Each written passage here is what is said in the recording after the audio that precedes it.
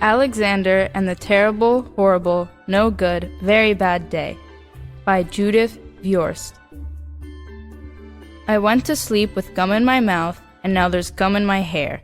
And when I got out of bed this morning, I tripped on the skateboard, and by accident I dropped my sweater in the sink while the water was running.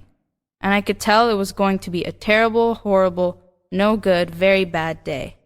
At breakfast, Anthony found a Corvette Stingray car kit in his breakfast cereal box, and Nick found a junior undercover agent code ring in his breakfast cereal box. But in my breakfast cereal box, all I found was breakfast cereal. I think I'll move to Australia. In the carpool, Mrs. Gibson let Becky have a seat by the window. Audrey and Elliot got seats by the window, too. I said I was being scrunched. I said I was being smushed. I said, if I don't get a seat by the window, I'm going to be carsick. No one even answered. I could tell it was going to be a terrible, horrible, no good, very bad day. At school, Mrs. Dickens liked Paul's picture of the sailboat better than my picture of the invisible castle. At singing time, she said I sang too loud. At counting time, she said I left out 16.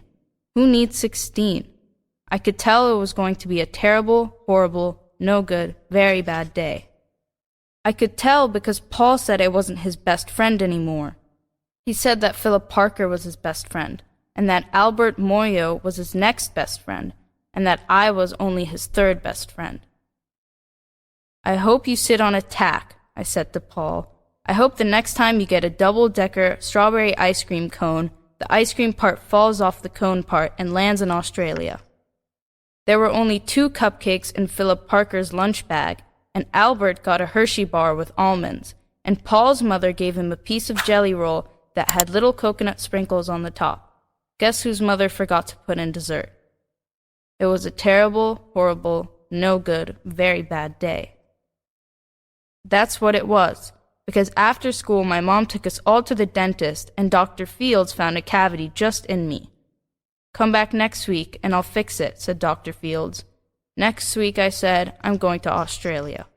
On the way downstairs, the elevator door closed on my foot, and while we were waiting for my mom to go get the car, Anthony made me fall where it was muddy.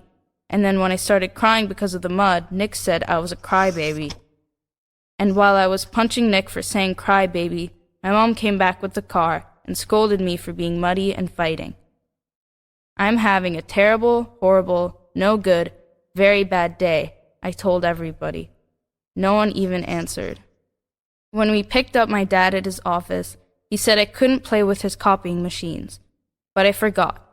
He also said to watch out for the books on his desks, and I was careful as could be except for my elbow. He also said don't fool around with his phone, but I think I called Australia. My dad said please don't pick him up anymore. It was a terrible, horrible, no good, very bad day. There were lima beans for dinner, and I hate limas. There was kissing on TV, and I hate kissing. My bath was too hot, I got soap in my eyes, my marble went down the drain, and I had to wear my railroad pajamas. I hate my railroad pajamas. When I went to bed, Nick took back the pillow he said I could keep, and the Mickey Mouse nightlight burned out, and I bit my tongue. The cat wants to sleep with Anthony, not with me. It has been a terrible, horrible, no good, very bad day. My mom says some days are like that, even in Australia.